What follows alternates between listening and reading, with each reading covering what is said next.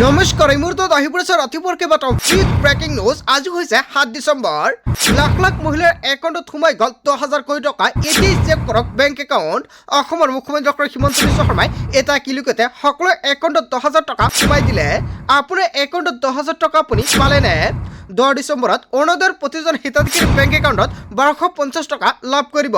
অৰুণোদয় 2.0 অৰুণোদয় 3.0 নাম থাকিলে আপোনাৰ বাবে ভাল খবৰ। যদি আপোনাৰ ৰেচন কাৰ্ড আছে এতিয়া চাউলৰ উপৰিও লাভ কৰিব টকা। মুখ্যমন্ত্ৰী ডক্টৰ হিমন্ত বিশ্ব শৰ্মাই দিছে সোণালী সুযোগ। যদি আপুনি চৰকাৰী ঘৰত জিঅ'ৰিং কৰিছে চৰকাৰী ঘৰৰ টকা কেতিয়া প্ৰদান কৰা হ'ব একাউণ্টত। মুখ্যমন্ত্ৰীৰ বৃহৎ ঘোষণা। লগতে কেইবাটাও ৰাজনৈতিক খবৰৰ লগতে অৰাজনৈতিক খবৰ যুগুত কৰা হৈছে আজিৰ দিনটোত। গোটেই অসম তথা ভাৰতৰ বিভিন্ন প্ৰান্তৰ পৰা যুগুত হৈছে কেইবাটাও ডাঙৰ খবৰ। এনেবোৰ খবৰ নিতৌ পাই থাকিবলৈ চেনেলটি ছাবস্ক্ৰাইব কৰি ভিডিঅ'ত এটা লাইক কৰিবলৈ নাপাহৰিব। আজিৰ আমাৰ প্ৰথম দশমে গুৰুত্বপূৰ্ণ খবৰ হৈছে অসমবাসীৰ বাবে এটা ডাঙৰ খবৰ। অব্যাহত আছে লাখপতি বাইদেউৰ ধন লাভ কৰা প্ৰক্ৰিয়া। এইকেইটা ভুল কৰিলে বঞ্চিত হ'ব ধন লাভৰ পৰা। প্ৰতিখন জিলাৰে নিৰ্বাচিত মহিলাৰ তালিকা প্ৰস্তুত কৰিছে মুখ্যমন্ত্ৰী ডক্টৰ হিমন্ত বিশ্ব শৰ্মাই। আৰু জিলাই যে সভাৰ জৰিয়তে 10,000 কোটি টকাৰ চেক বিতৰণ কৰি আছে। আপোনাৰ সমষ্টিত এতিয়ালৈকে 10,000 টকাৰ চেক পোৱা নাই নেকি? প্ৰতিগৰাকী বাছনিভুক্ত হোৱা মহিলাই লাভ কৰিব 10,000 কোটি টকা। 3টা কিস্তিত লাখপতি বাইদেউৰ ধন প্ৰদান কৰিব মুখ্যমন্ত্ৰী ডক্টৰ হিমন্ত বিশ্ব শৰ্মাই। প্ৰথম কিস্তিত 10,000 টকা পালে নে নাই কমেণ্ট কৰি জনাই দিব। আপোনাৰ কোনটো সমষ্টি সেয়াও আপুনি জনাই দিব। তেতিয়াহে পৰৱৰ্তী কিস্তিত লাভ কৰিব 25,000 কোটি টকা। যদি আপুনি প্ৰথম কিস্তিত 10,000 টকা লাভ কৰিছে তেনে ক্ষেত্ৰত আপুনি দ্বিতীয় কিস্তি 25,000 কোটি টকা লাভ কৰিব 2026 আৰু শেষৰ কিস্তিত ধন হ'ব 50,000। গছপুলি ৰোৱাৰ পিছতো বহু মহিলাই নাপাব লাখপতি বাইদেউৰ ধনৰাশি। 3টা সন্তান বা তাতকৈ অধিক সন্তান থকা মহিলাই নাপাব লাখপতি বাইদেউ আঁচনিৰ সুবিধা। লাখপতি বাইদেউৰ ধন বিতৰণক লৈ অসমৰ মুখ্যমন্ত্ৰী ডক্টৰ হিমন্ত বিশ্ব শৰ্মাই কৰিছে বৃহৎ ঘোষণা। আপুনি লাখপতি বাইদেউৰ মহিলা নেকি? আপোনাৰ সমষ্টিত 10,000 টকা পাইছে নে নাই কমেণ্ট কৰি জনাই দিব। যদি আপোনাৰ সমষ্টিত এতিয়ালৈকে 10,000 টকা পোৱা নাই তেনে ক্ষেত্ৰত আপোনাৰ সমষ্টিৰ নামটো কমেণ্ট কৰি জনাই দিয়ক। কিন্তু হাইলাকান্দিত মুখ্যমন্ত্ৰী ডক্টৰ হিমন্ত বিশ্ব শৰ্মাই যোৱাকালি 10,000 টকাৰ চেক বিতৰণ কৰি আছে। আপোনাৰ সমষ্টিৰ নাম কমেণ্ট কৰি জনাই দিয়ক, নেক্সট ভিডিঅ'ত জনাই দিম। তাৰপিছত অসমবাসী ৰাজুক জনাই সভাৰ পৰৱৰ্তী খুবেই গুৰুত্বপূৰ্ণ খবৰ। লগতে ডাঙৰ খবৰ, দেশৰ লাখ লাখ কৃষকৰ বাবে ভাল খবৰ। কৃষকৰ একাউণ্টত শীঘ্ৰে সোমাব ধনৰাশি। চৰকাৰে ধন বিতৰণৰ বাবে সাজু কৰিছে তালিকা। এই মাহতে কৰি লওক এইকেইটা গুৰুত্বপূৰ্ণ কাম। যদি আপুনি PM কিষাণৰ টকাৰ পৰা বঞ্চিত হৈছে তেনে ক্ষেত্ৰত এই মাহৰ ভিতৰতে কৰিব লাগিব। আপুনি যদি ডিচেম্বৰ মাহৰ ভিতৰতে নকৰে তেনে ক্ষেত্ৰত পৰৱৰ্তী কিস্তিৰ টকা নাপাব। অন্যথা বঞ্চিত হ'ব ধন লাভৰ পৰা। যোগ্য হিতাধিকাৰীৰ পৰিৱৰ্তে অযোগ্য হিতাধিকাৰীয়ে ঘূৰাই দিব লাগিব ধনৰাশি। যদি আপুনি যোগ্য নহয় তেনে ক্ষেত্ৰত যিকেইটা কিস্তি আপুনি লাভ কৰিছে সকলোকেইটা কিস্তি ঘূৰাই দিব লাগিব চৰকাৰক। আজি PM কিষাণৰ ৱেবছাইটত কৃষকসকলক ই-KYC সম্পূৰ্ণ নোহোৱা কৃষকৰ একাউণ্টত নোসোমাই এই ধনৰাশি। এই তালিকাত আপোনাৰ নাম অন্তৰ্ভুক্ত আছে নে নাই চাবলৈ মুকলি হ'ল ৱেবছাইট। অফিচিয়েল ৱেবছাইটৰ ফাৰ্মাৰ কৰ্ণাৰত প্ৰৱেশ কৰক। বেনিফিচিয়াৰী ষ্টেটাছত গৈ চাব পাৰিব নিজৰ নাম। হিতাধিকাৰীৰ বাবে মুকলি কৰা হৈছে টোল ফ্ৰী নম্বৰ। যিকোনো সমস্যা হ'লে আপুনি দিব পাৰিব অভিযোগ। ছেভ কৰি লওক অন 5526 নম্বৰ অথবা 1800115526 আৰু আন এটা নম্বৰ হৈছে 01123381092। এইকেইটা নম্বৰ ছেভ কৰি ৰাখক আপোনাৰ মোবাইল ফোনত। যদি কিবা অসুবিধা হৈছে টকা পোৱাত আপুনি দিব পাৰিব অভিযোগ। লগতে ডিচেম্বৰ মাহৰ ভিতৰতে ই-KYC লেণ্ড ছেডিং আধাৰ কাৰ্ডৰ লগত বেংক একাউণ্ট লিংক কৰিব লাগিব। যদি এই 3টা কাম এতিয়াও আপুনি কৰা নাই অতি শীঘ্ৰে কৰাই ৰাখক। অন্যথা PM কিষাণৰ 22 নং কিস্তিৰ টকা আপুনি নাপাব। আৰু আজিৰ ভিডিঅ'টো সকলোৱে বেছি বেছিকৈ শ্বেয়াৰ কৰি দিব। তাৰপিছত অসমবাসী ৰাজুক জনাই সভাৰ পৰৱৰ্তী খুবেই গুৰুত্বপূৰ্ণ খবৰ। লগতে ডাঙৰ খবৰ, বিনামূলীয়া ই-ৰিক্সা লাগে নেকি আপোনাৰ? তেন্তে আপোনাৰ বাবে সোণালী সুযোগ। চলি আছে অনলাইন আবেদন প্ৰক্ৰিয়া। এতিয়াৰ পৰা আপুনি অনলাইনৰ মাধ্যমতে ই-ৰিক্সাৰ বাবে কৰিব পাৰিব আবেদন। ই-ৰিক্সা আৰু মপেডৰ বাবে আবেদন প্ৰক্ৰিয়া আৰম্ভ হৈছে।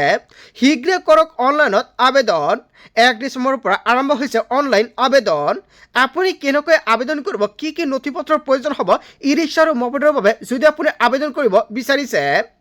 অনলাইন আবেদনৰ অন্তিম তাৰিখ হৈছে 30 ডিচেম্বৰ। 30 ডিচেম্বৰৰ পূৰ্বে আপুনি কৰিব লাগিব আবেদন। www.linguisticminority.in আপুনি কৰিব লাগিব আবেদন। এইটো ৱেবছাইট এতিয়া আপুনি খোল খাওক আপোনাৰ গুগলত গৈ এতিয়া আপুনি ক্লিক কৰক আৰু ক্লিক কৰি এতিয়া আপুনি চেক কৰক আপুনি আবেদন কৰিব পাৰিব নে নাই linguisticminority.in ৱেবছাইটত কৰিব পাৰিব আবেদন কৰিবলৈ সাজু কৰক নথিপত্ৰ বাৰ্ষিক আয়ৰ প্ৰমাণপত্ৰ পান কাৰ্ড আধাৰ কাৰ্ড পাছপোৰ্ট সাইজ ফটো হলে আপুনি কৰিব পাৰিব আবেদন বাৰ্ষিক সংখ্যালঘুৰ বাবে চলি আছে এই বিশেষ আঁচনি যদি আপুনি ভাবিছে ই ৰিক্সা আৰু মপেডৰ বাবে আবেদন কৰিব নিশ্চয় কৰিব পাৰিব অতি শীঘ্ৰ অনলাইন মাধ্যমত ফৰ্ম ফিল আপ কৰক আৰু আপুনি লাভ কৰক ই ৰিক্সা আৰু মপেড আপুনি কেনেকুৱাকৈ অনলাইন মাধ্যমত আবেদন কৰিব যদি ষ্টেপ বাই ষ্টেপ দেখুৱাই দিব লাগে এপ্লাই প্ৰচেছ নিশ্চয় কমেণ্ট কৰি জনাই দিব নেক্সট ভিডিঅ'ত সম্পূৰ্ণকৈ দেখুৱাই দিম তাৰপিছত অসমবাসী ৰাজুক জনাইছে আমাৰ পৰৱৰ্তী খুবেই গুৰুত্বপূৰ্ণ খবৰ লগতে ডাঙৰ খবৰ আহি গ'ল অসম আৰক্ষীৰ নতুন চাকৰি প্ৰকাশ পালে বিজ্ঞাপন সাজু কৰক নথিপত্ৰ ক'ত কিদৰে কৰিব আপুনি আবেদন অসম আৰক্ষীৰ ৱেবছাইটত গৈ চাব পাৰিব সবিশেষ তথ্য নিবনুৱা যুৱক যুৱতীৰ বাবে অত্যন্ত ভাল খবৰ আহি পৰিছে ৰাজ্যৰ লাখ লাখ যুৱক যুৱতীৰ বাবে মুখ্যমন্ত্ৰী ডক্টৰ হিমন্ত বিশ্ব শৰ্মাই দিলে সোণোৱালী সুযোগ তাৰপিছত অসমবাসী ৰাজুক জনাইছে আমাৰ পৰৱৰ্তী খুবেই গুৰুত্বপূৰ্ণ খবৰ লগতে ডাঙৰ খবৰ 1 ইঞ্চি চৰকাৰী ভূমি বেদখল কৰিবলৈ দিয়া নহ'ব ৰাজ্যত নিয়ন্ত্ৰণৰ বাবে চলি থাকিব উচ্ছেদ কোনো কাৰণতে উচ্ছেদ বন্ধ নহয় ফৰেষ্ট অঞ্চল BGR চলি থাকিব উচ্ছেদ অভিযান অসমত যিমান অবৈধ বেদখলকাৰী আছে সকলো উচ্ছেদ কৰা হ'ব 1 ইঞ্চি চৰকাৰী ভূমি বেদখল কৰিবলৈ দিয়া নহ'ব বৰপানীত পুনৰ চলিব উচ্ছেদ অভিযান কেৱল এয়াই নহয় উজনি নামনি মধ্য অসমত সকলোতে চলিব উচ্ছেদ অসমৰ মুখ্যমন্ত্ৰী ডক্টৰ হিমন্ত বিশ্ব শৰ্মাই সংকৰ প্ৰদান কৰিছে উচ্ছেদৰ বাবে পুনৰ জাননী প্ৰদান কৰিছে লুটুমাৰীত উচ্ছেদৰ পিছতে মুখ্যমন্ত্ৰী ডক্টৰ হিমন্ত বিশ্ব শৰ্মাৰ বৃহৎ ঘোষণা তাৰপিছত অসমবাসী ৰাজুক জনাইছে আমাৰ পৰৱৰ্তী খুবেই গুৰুত্বপূৰ্ণ খবৰ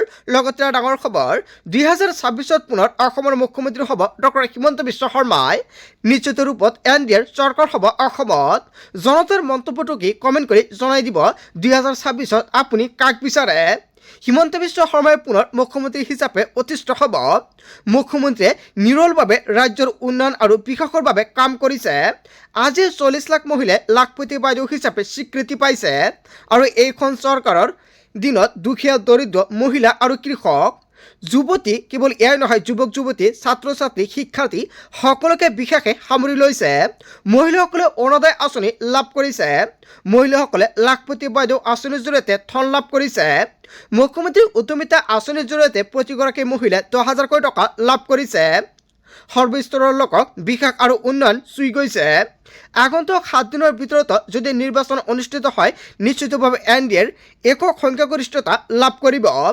আগন্তুক নিৰ্বাচনত 90খনতকৈও অধিক আসন লাভ কৰিব মিত্ৰজোঁটে এই মন্তব্য কৰিছে মন্ত্ৰী ৰঞ্জিত কুমাৰ দাসে হয় মন্ত্ৰী ৰঞ্জিত কুমাৰ দাসে যিকেইটা মন্তব্য কৰিছে জনতাই কি ক'ব যদি জনতাৰ কিবা মন্তব্য কৰিব লগা থাকে আপোনালোকৰ মন্তব্য নিশ্চয় কমেণ্ট কৰি জনাই দিব তাৰপিছত অসমবাসী ৰাজুক জনাইছে আমাৰ পৰৱৰ্তী খুবেই গুৰুত্বপূৰ্ণ খবৰ লগতে ডাঙৰ খবৰ ই ৰিক্সা ডাম্পাৰৰ চলাচলক লৈ আহি গ'ল কঠোৰ নিয়ম নৱবৰ্ষৰ প্ৰাকখনত যান বাহনৰ চলাচলৰ ক্ষেত্ৰত নতুন নিৰ্দেশনা জাৰি কৰা হৈছে সন্ধিয়া 5 বজাৰ পৰা পুৱা 6 বজালৈকে বন্ধ ই ৰিক্সাৰ চলাচল ৰাজ্যিক আৰু গ্ৰাম পথত নিৰ্ধাৰিত সময়ত বন্ধ ই ৰিক্সাৰ চলাচল সন্ধিয়া 5 বজাৰ পৰা পুৱা 8 বজালৈকে ডাম্পাৰৰ চলাচল বন্ধ বা নিৰ্দেশনা জাৰি কৰা হৈছে ৰাষ্ট্ৰীয় আৰু ৰাজ্যিক ঘাইপথত নিৰ্ধাৰণৰ সময় বন্ধ ডাম্পাৰৰ চলাচল গধুৰ বাহন ঘণ্টাত 40 কিলোমিটাৰ আৰু লঘু বাহনৰ গতি ঘণ্টাত 60 কিলোমিটাৰ সীমাবদ্ধ পৌৰসভা আৰু গ্ৰামাঞ্চলত সকলো বাহনৰ সীমা ঘণ্টাত 40 কিলোমিটাৰ সীমাবদ্ধ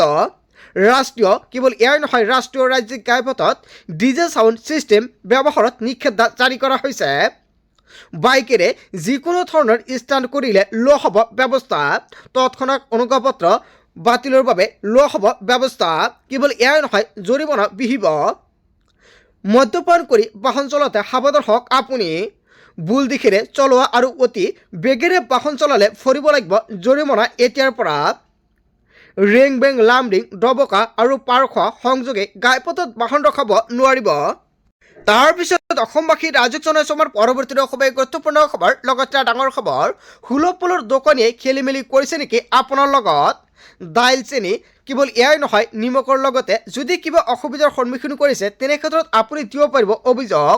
দাইল, চেনি, নিমখ আৰু লাভ কৰাৰ বাবে যদি কিবা অসুবিধা হৈছে আপোনাৰ বাবে ডাঙৰ খবৰ। এতিয়াই ফোন কৰক আৰু দিয়ক আপুনি অভিযোগ। খেলি মেলি কৰিলে পোনপটীয়াকৈ দিব পাৰিব অভিযোগ। 1800345361 অনলাইন 67 নম্বৰতো দিব পাৰিব অভিযোগ।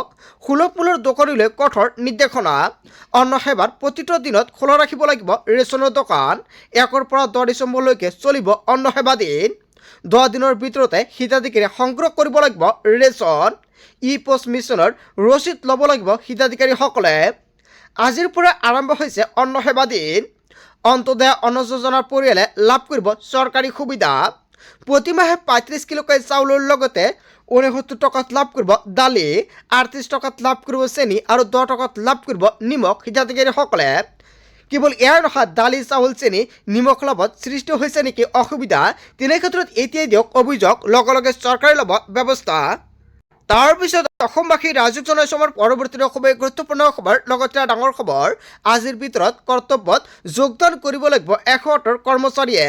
যোগদান নকৰিলে কৰ্মচাৰীসকলক চাকৰিৰ পৰা দিয়া হ'ব অব্যাহতি। 3000তকৈ অধিক কৰ্মচাৰীয়ে কৰি আছে প্ৰতিবাদ। 700 নিবনুৱা যুৱক যুৱতীক দিয়া হৈছে নতুনকৈ নিযুক্তি। প্ৰতিবাদৰ সময়তে বহু কৰ্মচাৰীৰ অবিহনে চলি আছে 600খন এম্বুলেন্স আৰু কৰ্মচাৰীসকলৰ প্ৰায়বোৰ দাবীৰ সমাধান কৰা হৈছে বুলি মন্তব্য কৰিছে। কেৱল অতিৰিক্ত কামৰ মজুৰি সম্পৰ্কীয় দাবীৰ হোৱা নাই সমাধান। প্ৰতিবাদ চলিলেও অব্যাহত ৰাখিব লাগিব 108 সেৱা। নতুনকৈ নিযুক্তি দি সেৱা অব্যাহত ৰাখিব বুলি মন্তব্য কৰিছে কৰ্তৃপক্ষই। EMRI গ্ৰীণ হেল্থ ছাৰ্ভিচৰ সংবাদমেল। 108 কৰ্মচাৰী আন্দোলনলৈকে সংবাদমেল কৰ্তৃপক্ষৰ। তাৰপিছত অসমবাসী ৰাজুক জনাইছোঁ আমাৰ পৰৱৰ্তী খুবেই গুৰুত্বপূৰ্ণ খবৰ, লগতে ডাঙৰ খবৰ। কেন্দ্ৰীয় পৰিবহণ আৰু ঘাইপথ মন্ত্ৰী নীতিন গাডকাৰীৰ ডাঙৰ মন্তব্য। 2026 চনত দেশৰ পৰা নাইকিয়া হ'ব টোল গেট। টোল গেটৰ পৰিৱৰ্তে ঘাইপথত ব্যৱহাৰ কৰা হ'ব ইলেক্ট্ৰনিক ডিভাইচ। ঘাইপথৰ টোল গেটৰ বাবে দেশত বৃদ্ধি পাইছে দুৰ্ঘটনাৰ সংখ্যা। সমান্তৰালভাৱে টোল গেটত সৃষ্টি হয় তীব্ৰ যান-জঁট। এনে সমস্যা দূৰ কৰিবলৈ ৰাষ্ট্ৰীয় ঘাইপথৰ পৰা আঁতৰ কৰা হ'ব টোল গেট। অৱস্থাত পৰীক্ষামূলকভাৱে 10টা স্থানত স্থাপন কৰা হ'ব এই ডিভাইচ। পৰৱৰ্তী সময়ত দেশৰ সকলো ঘাইপথতে স্থাপন কৰা হ'ব ইলেক্ট্ৰনিক ডিভাইচ। কেন্দ্ৰীয় পৰিবহণ আৰু ঘাইপথ মন্ত্ৰী নীতিন গাডকাৰীয়ে কৰিছে ডাঙৰ মন্তব্য। তাৰপিছত অসমবাসী ৰাজুক জনাইছোঁ আমাৰ পৰৱৰ্তী খুবেই গুৰুত্বপূৰ্ণ খবৰ, লগতে ডাঙৰ খবৰ। মধ্য অসমত চলিব সৰ্ববৃহৎ উচ্ছেদ অভিযান। 4টা পৰ্যায়ত চলিব উচ্ছেদ অভিযান। চৰকাৰী ভূমি বেদখলকাৰীক শেষ শুকনি প্ৰশাসনৰ।